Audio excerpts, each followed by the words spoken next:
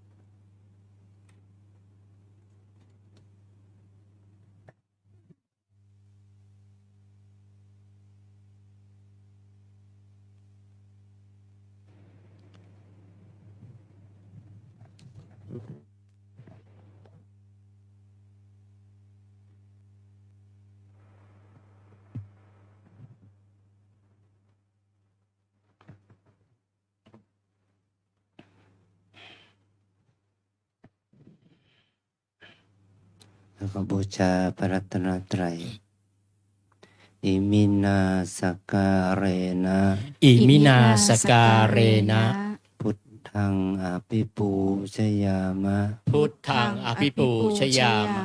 อิมินาสการเร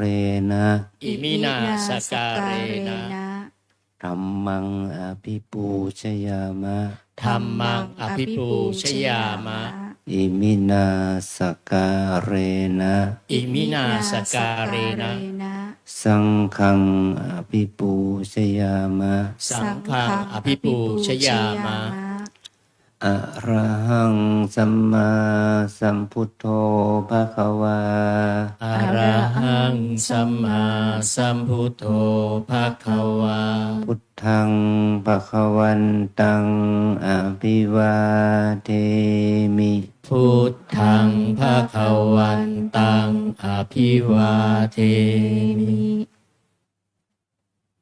สวากขาโตภะคะวตาธัมโมสวากขาโตภะคะวตาธัมโมธัมมังนัมสสามิธัมมังนัมสสามิสุปฏิปันโนภะคะวะโตสาวกสังโฆสุปฏิปันโนภะคะวะโตสาวกสังโฆสังฆังนามามิสังฆังนามามิ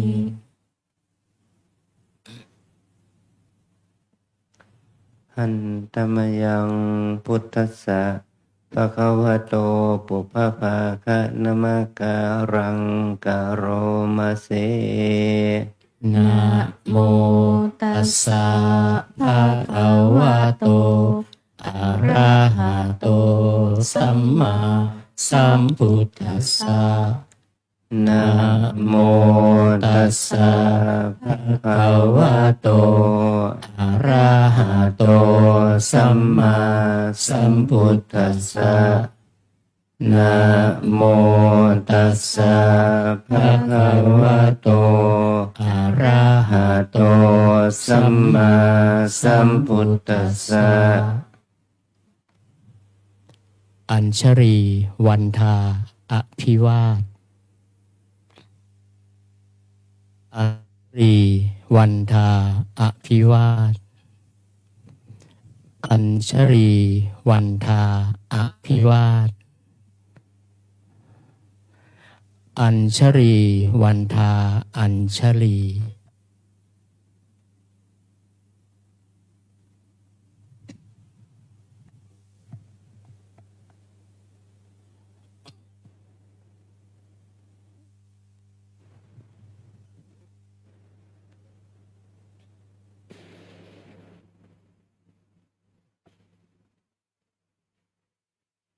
ขอนิมนต์พระภิกษุสงฆ์น้อมกราบท่านอาจารย์เจ้าคุณโดยพร้อมเพรียงกันโยคีขอให้น้อมกราบทีหลังอัญชลีวันทาอา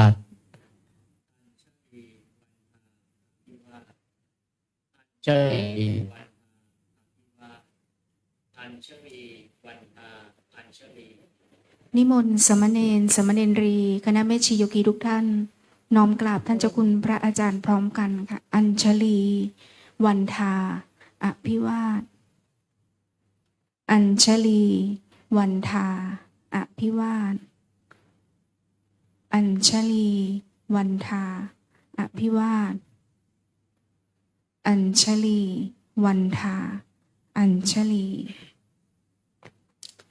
ขออนุโมทนาต่อกุศลศรัทธาที่เราทั้งหลายได้กระทำบำเพ็ญ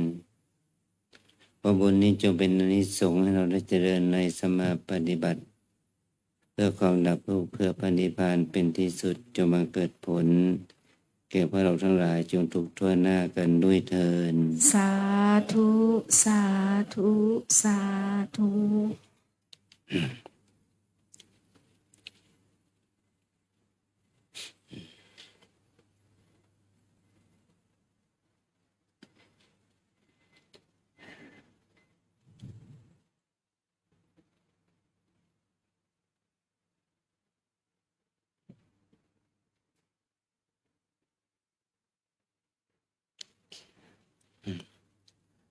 วันนี้เป็นอีกวันหนึ่งค่ำคืนหนึ่งนะที่เราได้มาน้อมจิตน้อมชีวิตของเราให้เกิดบุญกุศลในที่เราได้ระลึกนึกถึงคุณของพระรัตนตรัย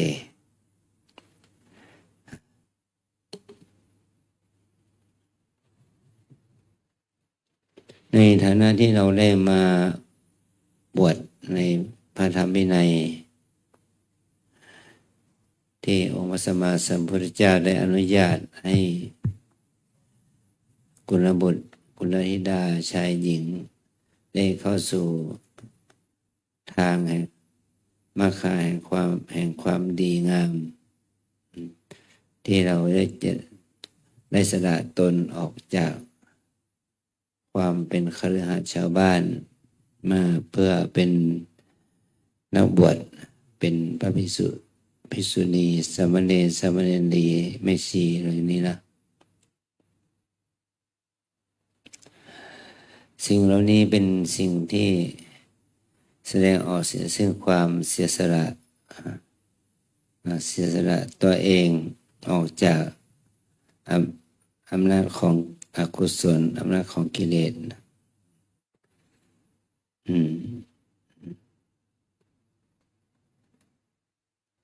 เราได้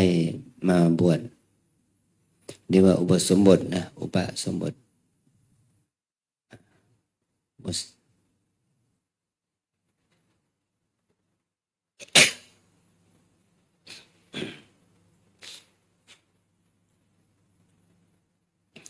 เราได้อุปสมบท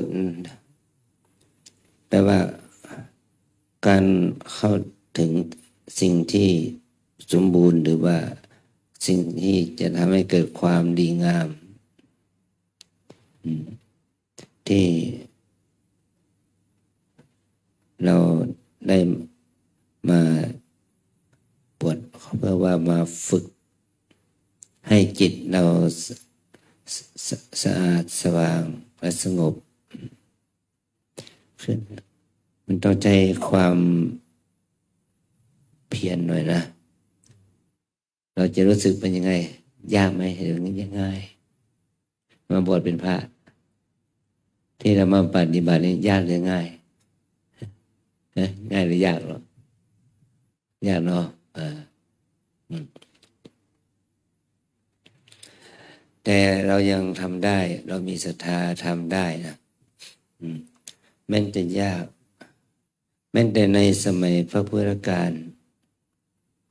คนที่บวชเขาจึงต้องสละตนเองนะในสมัยพุทธกาลมีบุตรเศรษฐีท่านหนึ่งชื่อว่ารัฐปาละเนี่ยเป็นลูกชายเศรษฐีเป็นลูกคนเดียวลูกชายคนเดียวนะแล้วก็มีภรรยามีคู่ชีวิตมาแล้วเขาไปฟังธรรมะของพระพุทธเจ้าก็พิจารณาตามธรรมของพระองค์แล้วก็เห็นว่าชีวิตของความเป็นฆราวาสนี่เป็นของคับแคบลำบากมีแต่สิ่งที่ก่อให้เกิดอกุศลนานาประการเขาจึงไปขอพระสัมมาสัมพุทธเจ้าบวชแต่บังเอิญว่าตอนนั้นมีวินัยที่เกิดจากที่พระพุทธเจ้าสุโธทนะขอกับพระพุทธเจ้าว่ากุณบุตรลูกชายเนี่ยจะบวชเนี่ยจะต้องขออนุญาตจากพ่อแม่พระพุทธเจ้าเราก็ได้บอกชายหนุ่มชื่อว่ารัฐปาละว่าให้ไปขออนุญาตจากพ่อแม่ก่อนแล้วเราจะบวชให้รัฐปาละนี่ก็ได้ไปขอพ่อขอแม่พ่อแม่ไม่ยอมนะเดียวถ้าอยากจะทำบุญก็ทำทานในเพศของฆราวาสแม่อนุญาตให้ลูกชายออกบวชรัฐบาลขอแล้วขออีกพ่อแม่อนุญาตก็เลยประท้วงซะเลยประท้วงไม่กินข้าวเนาะไม่ทานข้าวนอนดื่มหลับอยู่ที่นั่นนอนอยู่ที่นั่นเป็นเวลา2 วัน 3 วัน 4 วันไม่ยอมลุกเลยไม่ยอมกินข้าวพ่อแม่ก็กลัวลูกจะอดตายก็เลยไปวิ่งไปไว้ไปอ้อนวอนให้เพื่อนมาบอกให้รัฐปาละเนี่ยให้ทำตามคำของพ่อแม่แต่รัฐบาลเขาก็ไม่เริ่มไม่ยอมจนถึงวันที่ 7พวกเพื่อนของรัฐปาละเนี่ยก็เลยบอกพ่อแม่ของรัฐบาลว่ารัฐปาละว่าขอให้คุณพ่อคุณแม่อนุญาตให้เขาบวชเถิดยังไงถ้าเขาออกไปบวชแล้วเขาทนไม่ได้เพราะเขาอยู่สุขสบายมาก่อนเขาคงจะกลับมาหาคุณพ่อคุณแม่แต่พ่อแม่ก็เลยไปบอกให้ลูกชายรัฐปาละเนี่ยออกบวชได้เมื่อเขาได้รับอนุญาตจากพ่อแม่ก็นั้นกลับมาทานข้าวให้มีกำลังกายแข็งแรงแล้วไปบวชออกบวชแล้วก็ไปตามพระพุทธเจ้าและอุปชฌาย์อาจารย์ออกไปปฏิบัติธรรมจาริกไปปฏิบัติธรรมนะข้ามเดือนข้ามปีนะพอท่านรัฐบาลนี่ก็เลยกลับมาเยี่ยมพ่อแม่ท่านเข้ามากลับมาเนี่ยพ่อจำไม่ได้นะเพราะอาจจะเปลี่ยนไปเนาะผมทุกโกนหัวแล้วอาจจะนุ่งห่มผ้าปอนสู้อาบแดดอาบลมก็ผิวเนื้อก็เกรียมไปเนาะแล้วก็พ่อก็เลยพูดโฆษณาด่าว่าเพราะสมณะนี่แหละทำให้ลูกของเรา ออกบวชด่าว่าแต่ท่านก็ไม่บอกว่าฉันเป็นลูกชายนะก็เดินทางไปที่บ้านของพ่อแม่ ไปยืนรอรับบิณฑบาตที่หน้าบ้านพ่อแม่เป็นแบบคุ้มเศรษฐีเนาะเขาไม่ใส่บาตรนะไม่ยอมไม่ใส่บาตรเพราะว่าเจ็บใจว่าลูกชายเอาบวชนั่นแหละเนาะจนหญิงทาถึงนางทาสีคนหนึ่งเอาขนมเลยขนมข้างคืนเนี่ยขนมบูดขนมข้างคืนน่ะจะเอาไปเททิ้งท่านรัฐบาลก็บอกดูก่อนน้องหญิงถ้าเธอจะประสงค์จะเอาขนมไปทิ้งขอให้เทลงในบาตรของฉันเถอะแต่ท่านรัฐบาลท่านพูดน่ะนางทาสีน่ะหญิงคนใช้น่ะจำเสียงท่านได้โอ้ไปบอกให้เศรษฐีนีเลยนะบอกว่าตอนนี้ท่านลูกชายของคุณแม่กลับมาแล้วนะแล้วนางดีใจถ้าข่าวนี้เป็นจริงฉันจะยกเธอออกจากฐานะเป็นทาสแล้วก็เมื่อเศรษฐีกลับมาบ้านนางเศรษฐีนีก็เลยพูดว่าพระรัฐบาลกลับมาแล้วและเศรษฐีก็เลยตามหาที่พักท่านไปฉันอาหารที่ในอุทยานของพระเจ้าแผ่นดินเจ้าเมืองไปฉันขนมบูดนั่นแหละขนมข้างคืนนั่นแหละเศรษฐีก็เลยบอกโอ้รัฐบาลลูกนะ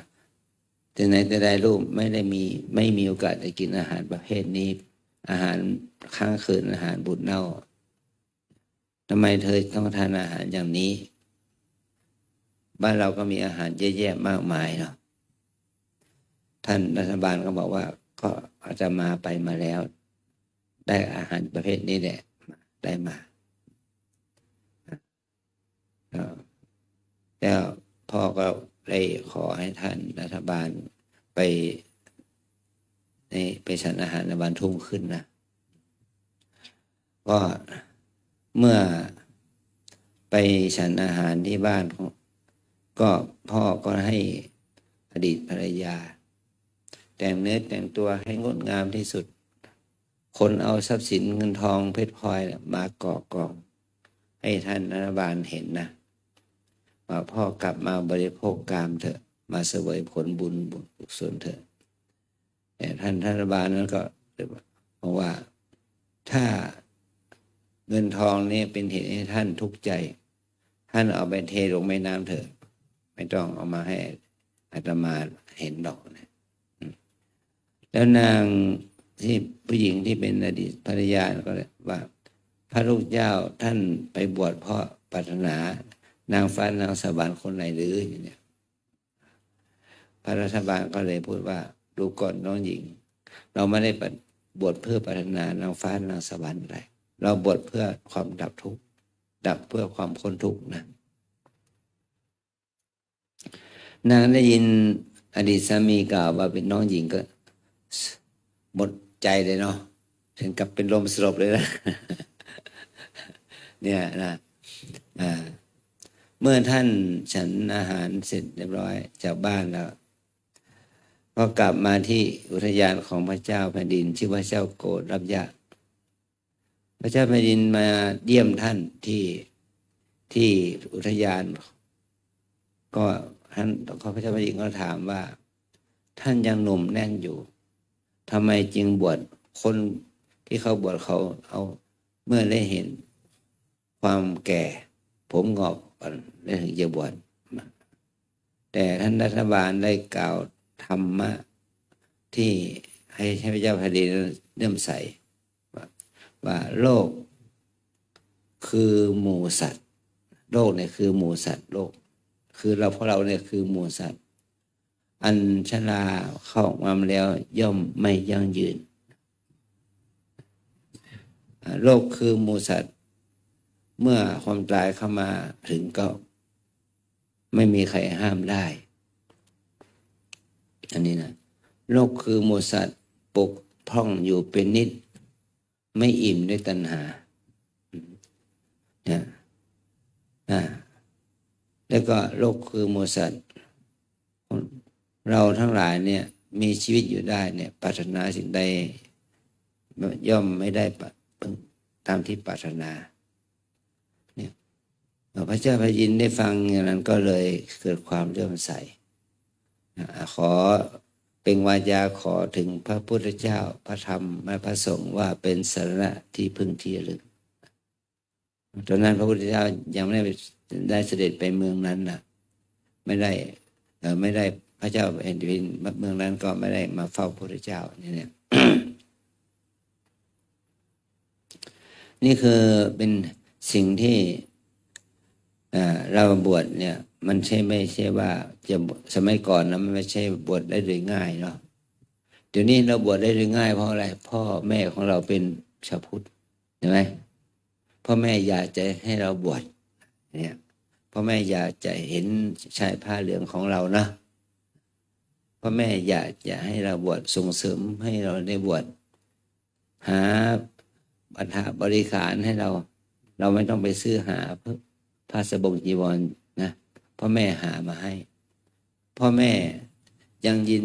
งมีจิตศรัทธาทำบุญกับเราด้วยนะถวายทายทานถวายปัจจัย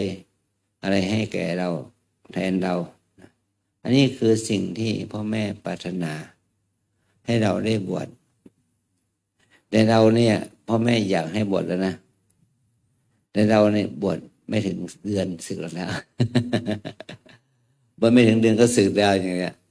บางคนมาองค์เรา7 วันจะสึกแล้วเนาะเนี่ย9 วัน7 วัน15 วันเนี่ยลาสิกขาแล้วถ้าเราเปลี่ยนใจใหม่เนาะมอบกายถวายชีวิตบวชทั้งชีวิตเลยเนาะพ่อไม่มีสิทธิ์จะบังคับให้เราสึกนะแม่ไม่มีสิทธิ์บังคับให้เราสึกนะเราเอาเนาะบวชจนตลอดชีวิตเนาะ เห็นไหมอาจารย์บวชมาแล้ว50 กว่าปีนะบวชมาแล้ว50 กว่าปีนะยังบวชอยู่ได้เลยไม่ตาย นะขอให้เราบวชเลยนะต่ออาจารย์ให้ผ้าไตรผืนเนาะ จะให้ผ้าไตรผืนหนึ่งอีกชุดหนึ่งนะต่อเดือนผ้าผืนนี้ชุดเนี่ยจะไม่พอใช้อาจารย์จะให้ผ้าไตรอีก1 ชุดเนาะให้บาท1 ใบก็ได้ เนี่ยเพราะว่าความจริงอาจารย์ตอนนี้อาจารย์บวชครั้งแรกอาจารย์ไม่ได้บวชเพื่อเป็นพระ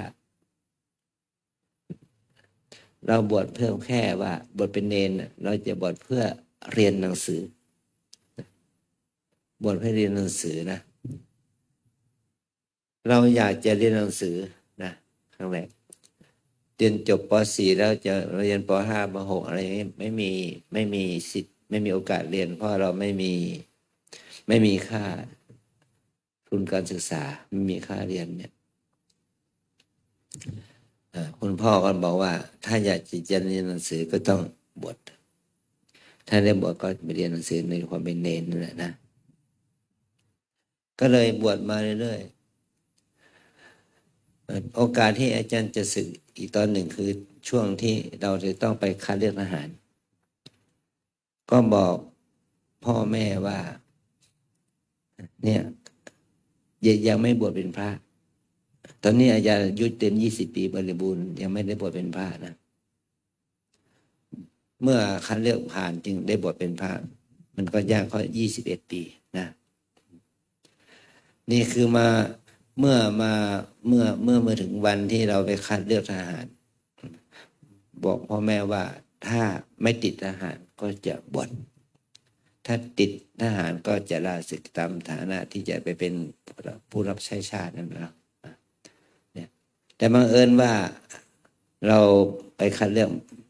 มันก็ได้รับการยกเว้นนะจึงได้มาบวชเป็นพระนะ บาปบุญไม่พลาดตั้งแต่นั้นมามีก็มีโยมบอกญาติโยมศรัทธามาถามว่าท่านไม่คิดจะลาศึกหรืออย่างนี้นะแล้วก็บอกว่าไม่คิดหรอกแต่ขอบวชไปทีละปีหยุดไปทีละปีศึกษาแล้วเรียนประพฤติปฏิบัติไปนะ3 ปี 5 ปี 7 ปี 9 ปี 10 ปีไปเรื่อยๆนะมาจนถึงทุกวันเนี้ยหลวงพ่อ ผมเลยไม่ได้ศึก ไม่ได้ศึกบวชมาจนถึงวันนี้อายุ60 กว่าแล้ว65 ปีละมันก็เป็นเหตุให้เราได้มารักษาพระศาสนาณที่นี้ตอนที่อาจารย์มาปฏิบัติธรรมที่นี่ตอนนั้นอาจารย์อายุ24 ปีมาปฏิบัติกรรมฐานที่นี่นะ24จะเข้า25เป็นเจเพศแต่เราไม่ได้คิดถึงเรื่องเป็นเจเพศหรอกแต่เรามาเพื่อปฏิบัติธรรมในช่วงนั้นพอดี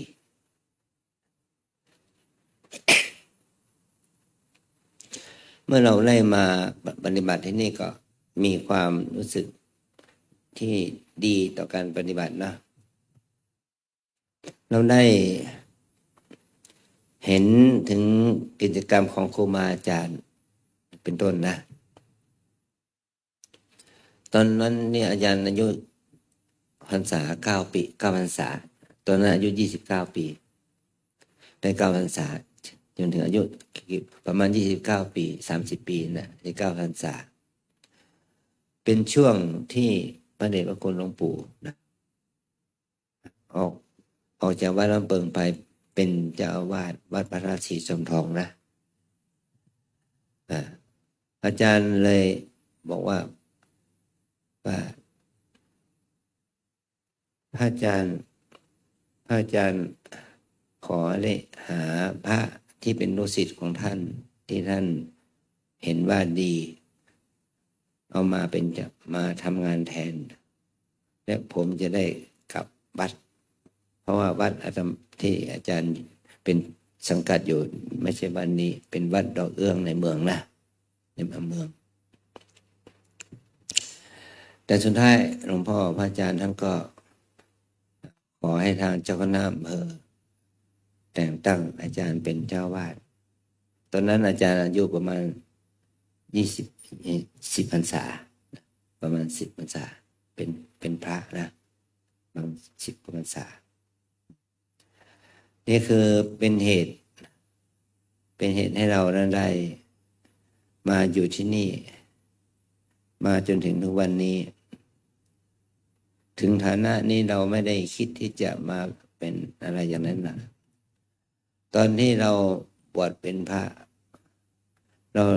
ก็อาจารย์ก็เรียนอภิธรรมเนี่ยเรียนอภิธรรมเรียนพระปรมัตถธรรมเนี่ยจนจบอภิธรรมบัณฑิตเราจะมีความคิดว่าถ้าจบอภิธรรมเสร็จเรียบร้อยแล้วจะออกไปจาริกธุดงค์ไปข้างนอกไปในป่าในเขาหรือว่าไปปฏิบัติธรรมข้างนอกนะให้ได้ทั้ง7 ปี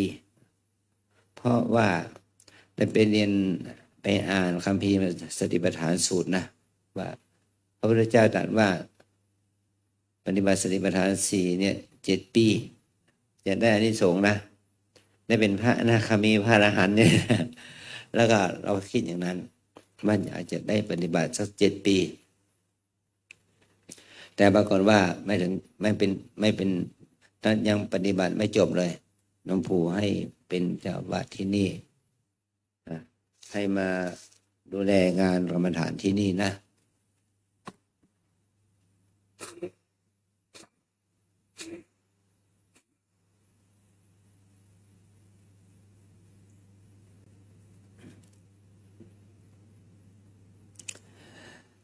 มาถึงวันนี้แล้วก็มีความคิดว่าจะหาใครเนาะ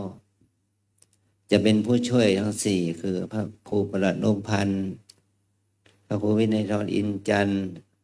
ท่านสมุอำนวยศิลป์จะมีท่านประหลัดพิเชษฐ์อาจารย์พิเชษฐ์จะมีใคร4 องค์นี้ จะมาทำหน้าที่แทนเราได้อย่างเนี้ยนะจะให้ท่านมาบริหารงานวัดลำปึงได้ จะมีใครบางทีเรารู้สึกเหนื่อยล้าทางกายเนาะก็อยากจะพักผ่อนเนาะอยากจะพักผ่อนไม่รู้ว่าพรุ่งนี้จะตายหรือเปล่าไม่รู้เนาะไม่รู้ว่าจะเห็นกันหรือเปล่าพรุ่งนี้นะอย่างนี้นะก็มานึกถึงตัวเนี้ยว่าจะให้ใครมาเป็นเจ้าอาวาสก็มาคิดว่าอย่าไปกังวลมาเลย เมื่อเราตายไปแล้วก็ลูกศิษย์ลูกหาเขาจะจัดการเองนะ นะจัดการเองว่าใครจะเป็นเจ้าอาวาสนะใครจะเป็นเจ้าอาวาสเพราะเราก็รับสภาพยอมรับว่าใครมาเป็นเจ้าอาวาสนะ ใครจะเป็นครูบาอาจารย์ของเราต่อไปอย่างนี้นะมันสบายกว่าแต่ถ้าอาจารย์มีพินัยกรรมว่าให้พระองค์นี้เป็นอีก3 องค์ก็อาจจะไม่ได้เป็นให้องค์นี้เป็นอีกพระสงฆ์องค์ในวัดไม่ใช่โยคีในวัดก็ไม่สมปรารถนา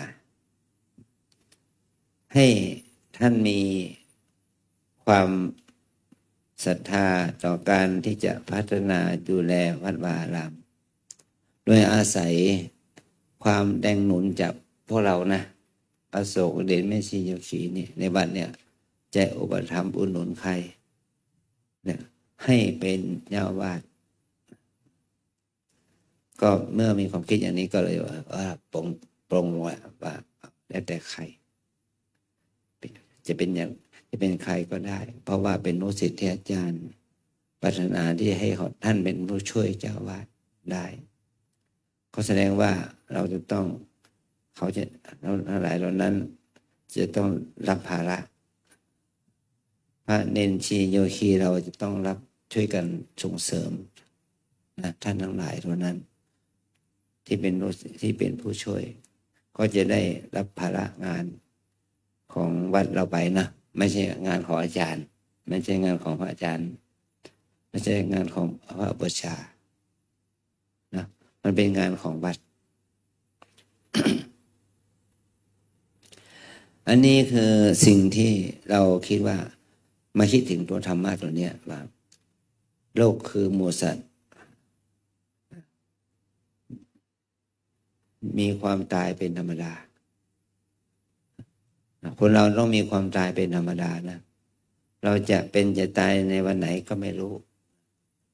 เราจะดำเนินชีวิตต่อไปอย่างไรให้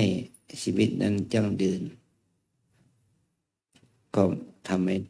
ก็แล้วก็ไม่สามารถที่ได้ดังใจนะอย่างนี้ขอให้เรานั้นได้ใช้เวลาที่ยังมีโอกาสเห็นหน้ากันอยู่นะลุงนะให้ปฏิบัติกัน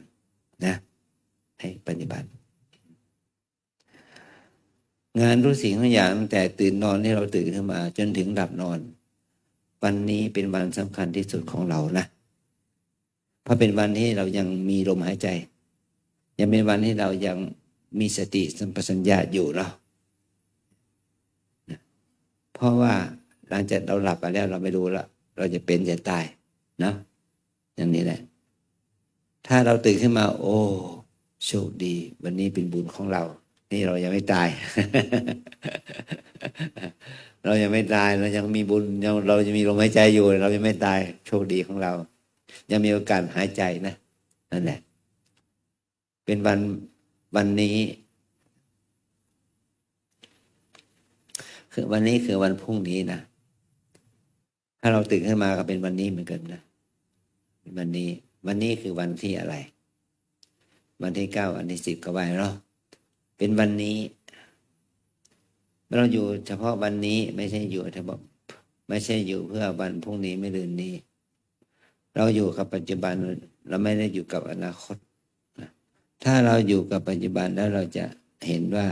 ชีวิตของเรานั้นไม่ต้องมีความห่วงไม่ได้มีความอะไรปล่อยวางไม่เครียดไม่ต้องเครียดนะไม่ต้องเครียดให้มีชีวิตอยู่เป็นวันๆอยู่วันเดียวอยู่วันนี้ วันนี้วันเดียวหลับเข้าไปตื่นขึ้นมาก็เป็นวันนี้ของวันที่อะไรล่ะวันนี้ของวันที่10หรือวันที่9อันนี้เนาะวันนี้ของวันที่9วันที่10ว่าไปเนาะวันนี้ของวันที่10ไม่ใช่วันนี้ของวันนี้ของวันที่9เนาะถ้าเราตื่นขึ้นมาอีกครั้งนึงเป็นวันนี้แต่วันนี้ของวันที่10อยู่ไปทีละวันนี่ปีใหม่ปี69เนี่ยมันยังผ่านไปแล้วต้อง4 เดือนมันผ่านไปได้ยังไงล่ะนี่แหละมันผ่านไปเรื่อยวันที่อยู่ได้ทีละวันอย่างนี้แหละนะให้เราอยู่อย่างเป็นคนที่อยู่กับปัจจุบันนะให้เราได้ทำกิจกรรมการงานน้อยใหญ่ในสิ่งที่เหมาะที่ควรให้เราได้อยู่กับปัจจุบันนั้นแหละเราไม่ต้องคำนึงกังวลถึงความเป็นความตายนะถ้ามันจะเป็นจะตายมันก็เป็นเรื่องของธรรมชาตินะให้เราได้เรียนรู้ของสัจธรรมอย่างนี้แหละท่านรัฐบาลท่านรัฐปาระอันองค์นั้นก็เป็นผู้ที่บวชด้วยความศรัทธาเนี่ยยอมเจ็บยอมป่วยยอมอดข้าวได้ทั้ง7 วันจึงจะได้บวชนะท่านถือว่าเป็นเลิศแห่งภิกษุผู้บวชด้วยศรัทธาเนาะถ้าเรานะถ้าเปลี่ยนใจเนาะบวชตลอดชีวิต บวชด้วยศรัทธานะทำไมบวช10 วันบวชกัน10 องค์เนี่ยจะลาอาจารย์ไปทั้งหมดทั้ง10 องค์ไม่เสียดายเลย ไม่เสียดายวัดเหรอไม่ขอให้เรานั้นได้มาบวชต่อนะนี่หลวงพี่เนี่ยมาได้กี่วันนะจะมากี่วันโอเคมาอยู่10 วันนะเนี่ยมาปฏิบัติกับเรา10 วันก็นิมนต์นะขออยู่เป็นเดือนได้นะ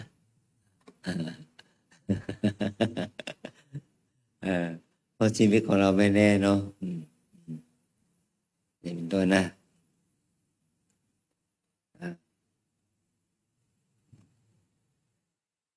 เรามานึกถึงว่าเป็นวันนี้เป็นวันพระเป็นวันที่ประเสริฐสำหรับเราที่เราได้มาใช้เวลาของชีวิตในค่ำคืนนี้เพื่อบูชาพระรัตนตรัยนะบูชาพระรัตนตรัยบูชาพระพุทธเจ้าคุณพระพุทธบูชาพุทธคุณบูชาพระธรรมคุณบูชาพระสังฆคุณโดยอาศัยการทำการพิธีกรรมประทักษิณเวียนเทียนเนี่ยนะที่มีมาตั้งแต่สมัยพุทธกาลนะว่าเราจะบูชาพระรัตนตรัยด้วยการบูชาด้วยการกระทำด้วยการเวียนเทียนนะในการทำกิจกรรมน้อยใหญ่ให้ก่อให้เกิดประโยชน์ทำให้จิตใจเรามีความสุขสงบทางด้านจิตใจด้วยการเวียนเทียนนะการเวียนเทียนก็ถือว่าเป็นการทำบุญอย่างหนึ่งเป็นการสร้างมหากุศลอย่างหนึ่งเป็นการสร้างบารมีอย่างหนึ่งนะแต่ละคนเนี่ยทั้งพระทั้งเณรทั้งแม่ชีทั้งโยคีชายหญิงเนี่ยมีโอกาสได้มาเวียนเทียนในวันนี้ก็ถือว่าเป็นวันอันประเสริฐของเรานะเราได้เห็นถึงความศรัทธาของที่ชาวต่างประเทศเขายังมาเวียนเทียนศรัทธาในพระรัตนตรัยนะเราคนไทยล่ะเราเป็นพระเป็นเณรเป็นบาโสบาสิกาเราจะไม่แสดงความเลื่อมใสศรัทธาให้ปรากฏแก่เขาเลยถ้าเรามีความศรัทธาให้ปรากฏแก่เขาก็เท่ากับว่าเราได้จูงใจศรัทธาของเขาเข้าสู่พระรัตนตรัยเช่นเดียวกันนะสิ่งเหล่านี้เป็นสิ่งที่ดีงามสำหรับเอาไปเผยแผ่โดยที่ไม่ต้องสอนเขานะให้เขาเห็นด้วยตัวเขาเองให้เขาได้สัมผัสในตัวเขาเองนะจะเป็นซอฟต์พาวเวอร์ เป็นซอฟต์พาวเวอร์ให้เห็นพลัง พลังที่มันมีเป็นพลังที่นุ่มนวลเป็นพลังที่อ่อนโยนเป็นพลังที่ดีงามนะซอฟต์พาวเวอร์เป็นพลังที่จะสื่อให้คนเห็นถึงคุณค่าของพุทธธรรมนะพุทธธรรมเป็นประเพณีวัฒนธรรมที่ดีงามนะนี่แหละเป็นเครื่องบ่งบอกถึงความเจริญทางด้านจิตใจเรานะโดยอาศัยหลักธรรมคำสอนของพระสัมมาสัมพุทธเจ้าเนี่ยให้เราได้ให้เราได้เรียนได้ทำเพื่อให้เขาได้ตามเราในทางที่ดีงามนะ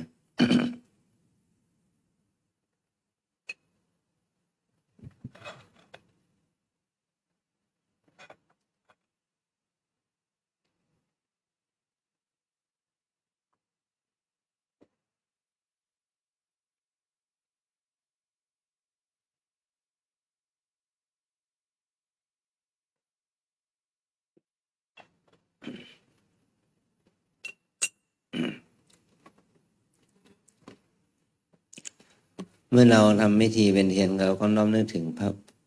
พุทธเจ้าพระธรรมพระสงฆ์เรามีดนตรีไตรสนาคมพุทธังสรณังคัจฉามิเนี่ยข้าพเจ้าขอถึงพระพุทธเจ้าด้วยความว่าเป็นพระพุทธเจ้าด้วยความเป็นสรณะธรรมังสรณังคัจฉามิข้าพเจ้าขอถึงพระธรรมว่าเป็นสรณะสังฆังสรณังคัจฉามิข้าพเจ้าขอถึงพระสงฆ์ว่าเป็นสรณะสรณะแปลว่าเป็นที่ระลึกนึกถึงเรามีจิตระลึกนึกถึงพระพุทธเจ้าระลึกนึกถึงพระธรรมและระลึกนึกถึงพระสงฆ์ก็คือสรุปแล้วก็คือเรามีจิตระลึกนึกถึงพระรัตนตรัยสังสามการเนี่ยเราเป็นวาจาขอถึงพระพุทธเจ้าพระธรรมพระสงฆ์เป็นสรณะนั่นแหละฐานะของบุญนี้นะสูงกว่าบุญทานทุกชนิดนะที่เราทำบุญทำทานเป็นหลายสิบล้านหลายร้อยล้านหลายพันล้านก็ยังมีค่าน้อยกว่าบุญนี่นะบุญที่เรามีจิตน้อมถึงพระพุทธเจ้าพระธรรมพระสงฆ์ว่าเป็นสรณะนะนี่เราบวชได้ด้วยอะไรบวชได้ด้วยการที่จิตเราขอถึงพระพุทธเจ้าพระธรรมพระสงฆ์เป็นสรณะเช่นเดียวกันนะการที่เราได้ห่มผ้าเหลืองแล้วเราไม่ใช่เนรเราเป็นว่าที่สามเณรเนาะตอนมาเมื่อพระกัมมาวาจาท่านให้ศีลนั่นแหละว่าพุทธังสรณังคัจฉามิจนถึงตติยัมปิสังฆังสรณังคัจฉามินั่นแหละเราพูดตามท่านนั่นเมื่อถึงบทนี้เป็นบทที่จะทำให้เราได้ฐานะโดยความเป็นสามเณรนะเป็นความสามเณรเนี่ยคือความเป็นสามเณร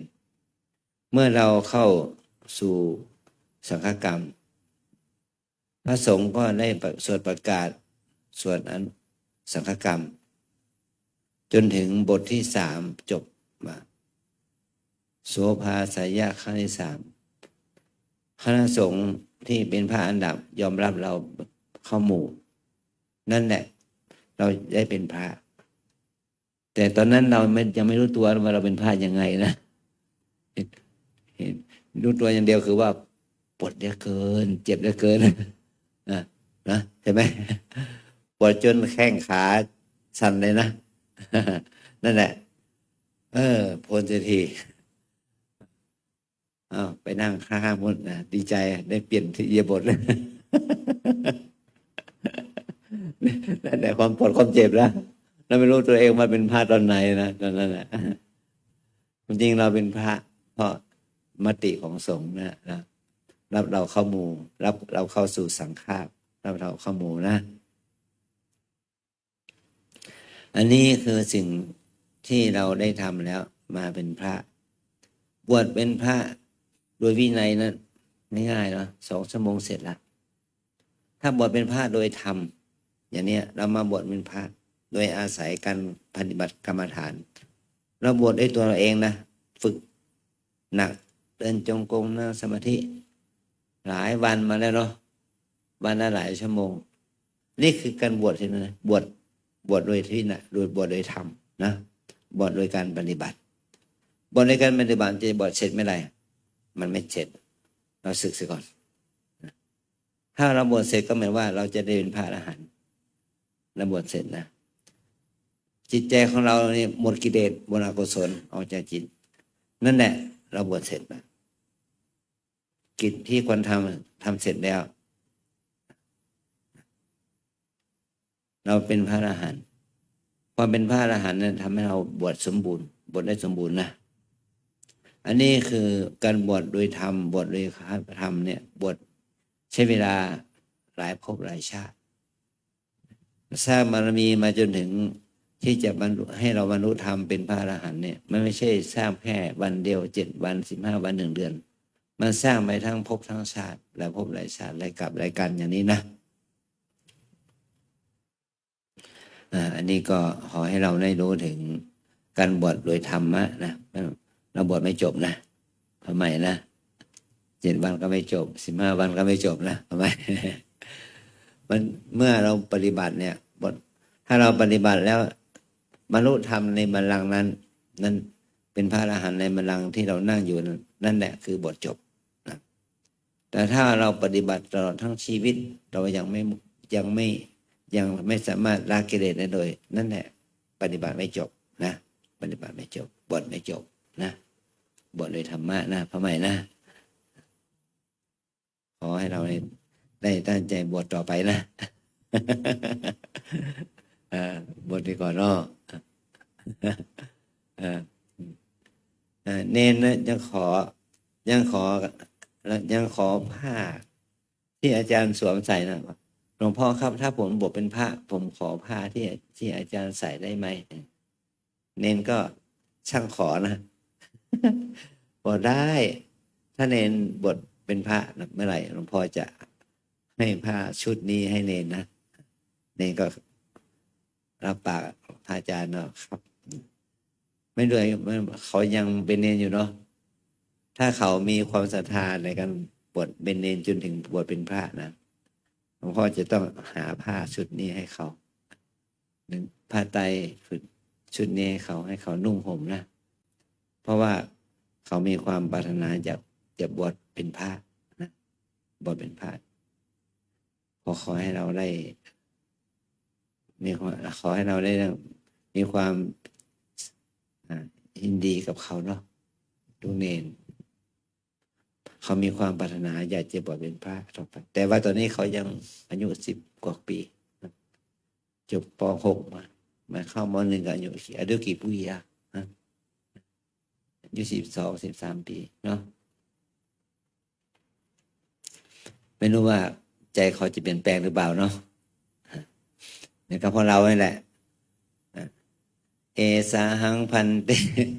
สุจิระปารินิพุตัมปิตังภะวันตังสนักฉามิธรรมันจะพิวสังขัญจา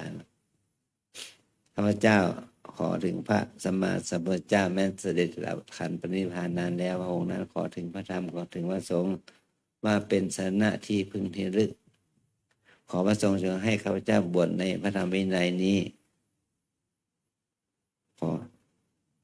ไปจนกว่าแต่ว่าบทแม่ชีนั้นมีคำหนึ่งว่าตลอดชีวิตนะปัปพัชชังมังพันเตสังโฆทาเรตุอัชตะเคปนุปเปตังสรณังคตังข้าพเจ้าขอถึงพระพุทธเจ้าพระธรรมพระสงฆ์ว่าเป็นสรณะที่พึ่งที่ระลึกขอพระสงฆ์จงจำข้าพเจ้าไว้ว่าข้าพเจ้าขอถึงพระรัตนตรัยไปตลอดชีวิตตั้งแต่บัดนี้เป็นต้นไปนะไม่ชีเขาเป็นวาจาอย่างนี้นะแต่เรานี่เป็นกลางขอถึงพระพุทธเจ้าพระธรรมพระสงฆ์ขอให้ท่านจงบทข้าพเจ้าในพระธรรมวินัยนี้ด้วยเถิดเนี่ยแต่เราไม่ได้เป็นตลอดชีวิตนะแต่เราต้องมีศรัทธาต่อการบวชของเราเองจนกว่าเราจะละสังขารในเพศนี้ในผ้าเหลืองนี้นะเนี่ยหลวงพ่อบุญเกตนะที่มันมรณภาพที่วัดป่านาราพิรมเนี่ยท่านบวชในตลอดชีวิตนะ92 ปีท่านมรณภาพไปในหลวงพระองค์จึงรับ พระองค์รับศพเป็นในพระบรมราชานุเคราะห์ตลอด7 วันเลยนะ เพราะท่านไม่ใช่ว่าเป็นผู้ท่านไม่ใช่ว่าเป็นผู้วิเศษจากอะไรหรอกแต่ท่านเป็นผู้วิเศษอย่างหนึ่งคือวิเศษว่าท่านรักษาพรหมจรรย์ของท่านอยู่จนถึงวันตายเนาะเพราะว่าฐานะของท่านก็เป็นลูกบ้านชาวบ้านธรรมดาในมาบวชเนี่ยมาปฏิบัติเนี่ยข้อนี้แหละจึงเป็นที่ศรัทธาเลื่อมใสแม้แต่พระเจ้าอยู่หัวนะพระบรมวงศานุวงศ์ตลอดถึงประชาชนชาวบ้านพระสงฆ์เนี่ยเป็นเครื่องบ่งบอกถึงว่าเรามีชีวิตอยู่ได้ด้วยการรักษาพรหมจรรย์นะนี่แหละจะทำให้เรานั้นได้เป็นที่ศรัทธาเคารพนับถือของญาติโยมทั้งหลายนะเอาแค่นี้ก่อนเนาะจะถึง3 ทุ่มแล้วอันนี้ขออนุโมทนาบุญนะพระใหม่นะคงจะดูตัวไปอีก2 อาทิตย์ 3 อาทิตย์เนาะ Thank you very much for joining us tonight for ceremony Vientiane ceremony for respect to the Tibetan by walking around stupa and 3 rounds for respect to the Buddha in enlightenment one and Dhamma and doctrine of Buddha teaching and Sangha and Arahantaship for respect to the 3 factors for develop 8 noble path. We have the ceremony every day of the full moon, the new moon or half moon. 1 month, 4 days. We have 4 days. Buddhist holiday, 1 pra. We have ceremony in morning for give food for monks. But tonight we practice. We doing ceremony by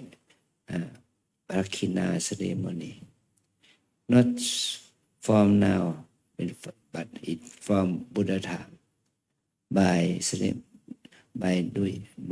walking around the Buddha, by respect the Buddha, and by develop confidence for improve for pocket for practicing by doing by practicing in this time we practicing for improve good merit for improve the good mind by training inside but we do for pocket our mind for improve the higher discipline of precept inside by training and then after we walking around stupa we come here for practicing again.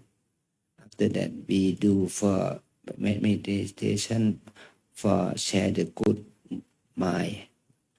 good merit, good kindness for yourself and for everyone. But now is good time for that ceremony. Thank you very much. Blessing for the sponsor ให้พรโยมนะยะติสัพพิติโยวิวัชชันตุสัพพะโรโควินาศตุมาเตภวัตวันตรายโยสุขีทีขายุโกภาวะอภิวัต ทันนาสีลิสานิจังวุธาปัจจายโนจัตตารโอธรรมวันทันติอายุวันโนสุขังภาลัง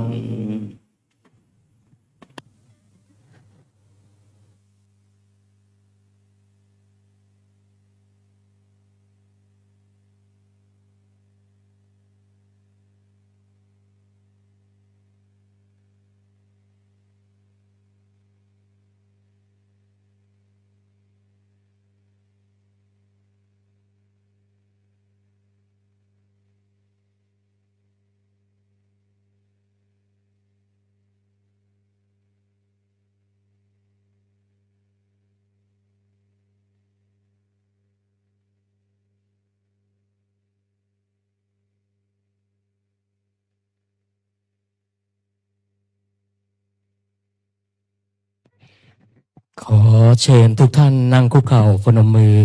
ด้วยดอกไม้ธูปเทียน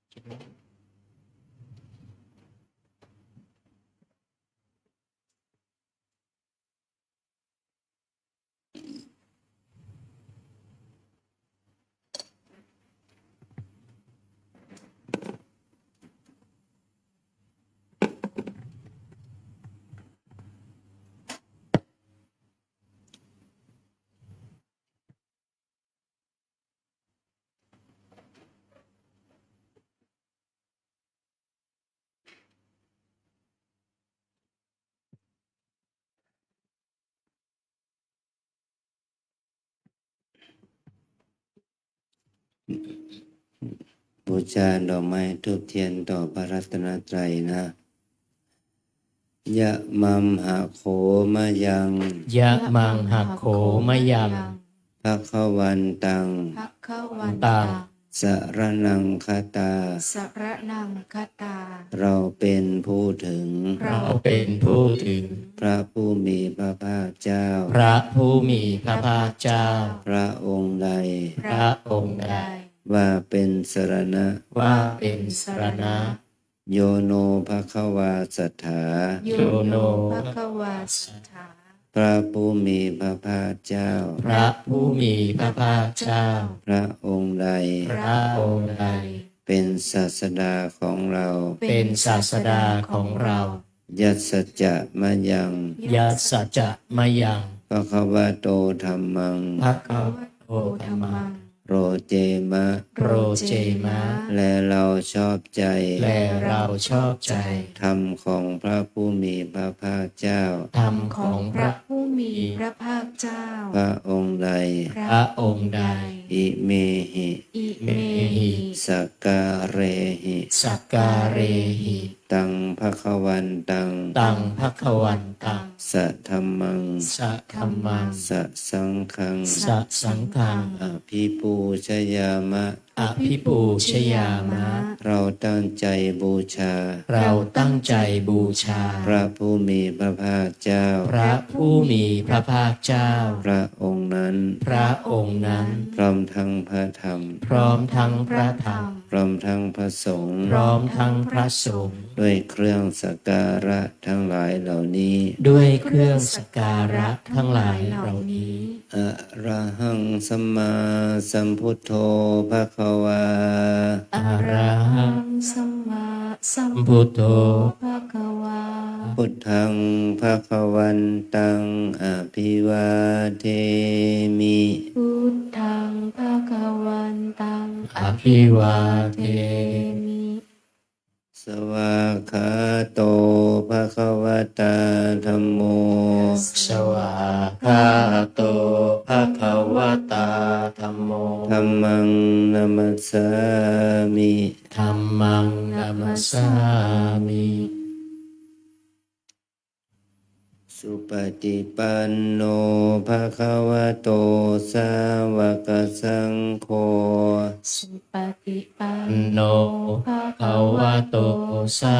วกสังโฆ สังฆังนามามิ สังฆังนามามิ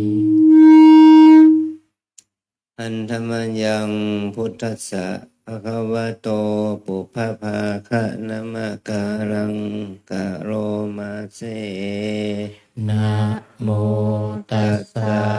ภะคะวะโตอะระหะโตสัมมา มาสัมพุทธัสสะนะโมตัสสะ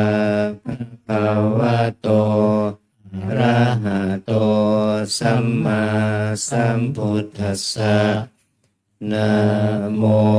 ตัสสะภะคะวะโตอะระหะโต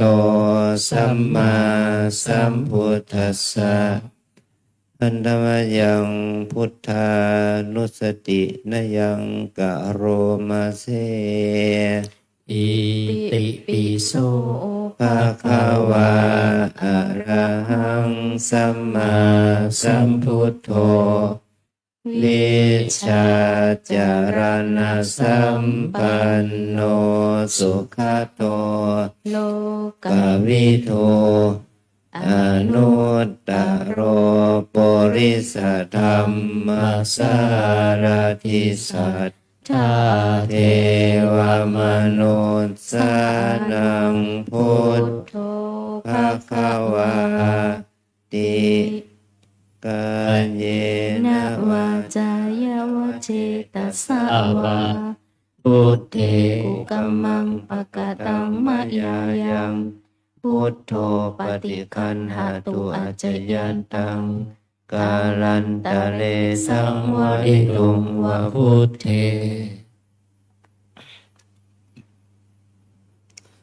อันธรรมยังธรรมานุสตินะยังกะโรมาเส สวากขาโตภะคะวะตาธัมโม สันทิติโกอากาลิโกเอหิปัสสิโก โอปะนายิโกปัจจตังเวทิตาโป วินโยหิติกาเย น นะ วาจายาวเจตสาวาธัมเมกุกัมมังปะกะตังมะยายัง ธัมโมปฏิปั ปั น น หา หา ตุ ตุ อั อั จ จ จ จ ยั ยั น น ตั ตั ง งการันตะเรสังวริตุงวะธัมเม อันธรรมยังสังขานุสตินะยังกะโรมาเส สุปฏิปันโน ภะ ภะ คะ คะ วะ วะโต สาวกสังโฆ อุชุปฏิปันโน ภะคะวะโต สาวกสังโฆ ยายาปฏิปันโน ภะคะวะโต สาวกสังโฆ สามีจิปฏิปันโน ภะคะวะโต สา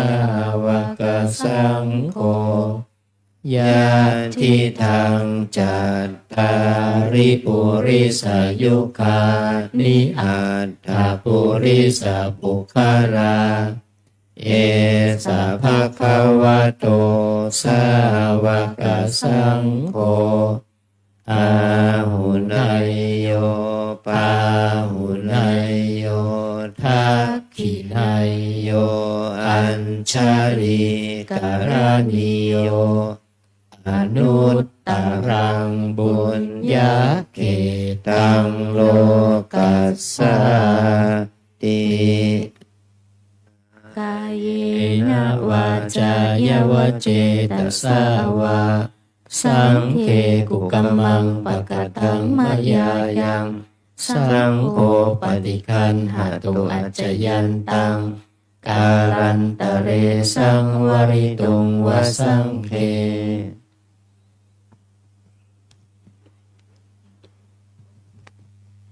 ค่ะก็ขออนุญาตใช้เสียงนะขอให้โยคีนะที่นั่งอยู่บริเวณรอบศาลาบาทนะรอบพระเจดีย์แล้วก็ทางโซนฝั่งด้านนี้นะคะให้เดินไปฝั่งด้านซ้ายมือของแม่ชีเลยนะคะทุกท่านเดินมาเลยนะคะ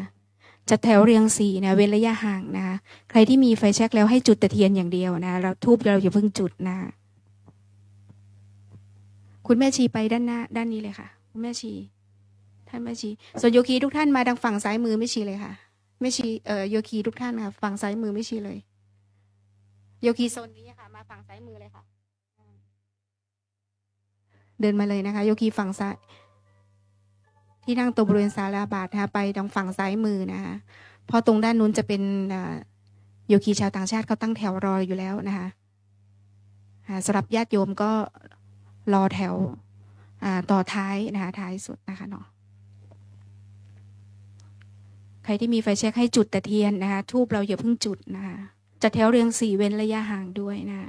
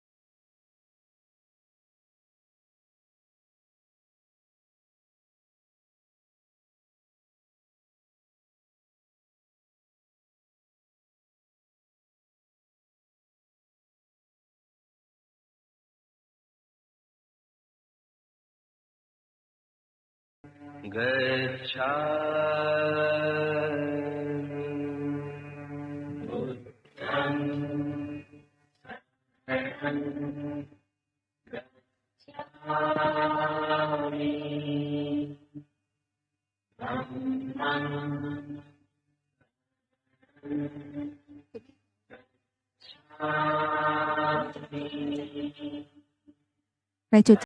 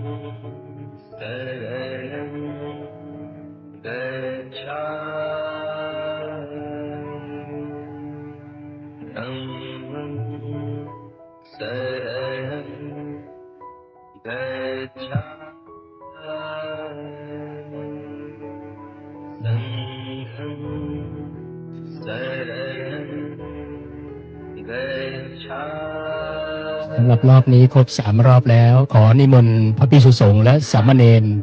เดินเลยท่านพระอาจารย์เจ้าคุณขึ้นมาเลยนะครับ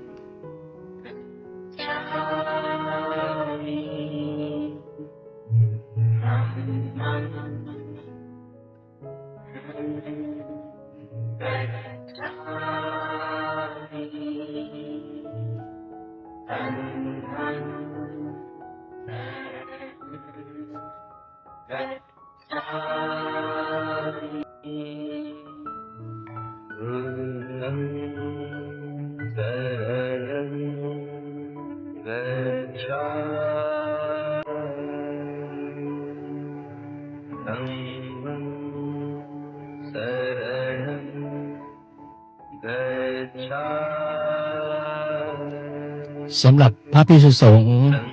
และสามเณรและโยคีหลังจากวางดอกไม้ธูปเทียนเสร็จแล้วให้กลับเข้าไปในวิหารเหมือนเดิมนะครับ ร่วมกัน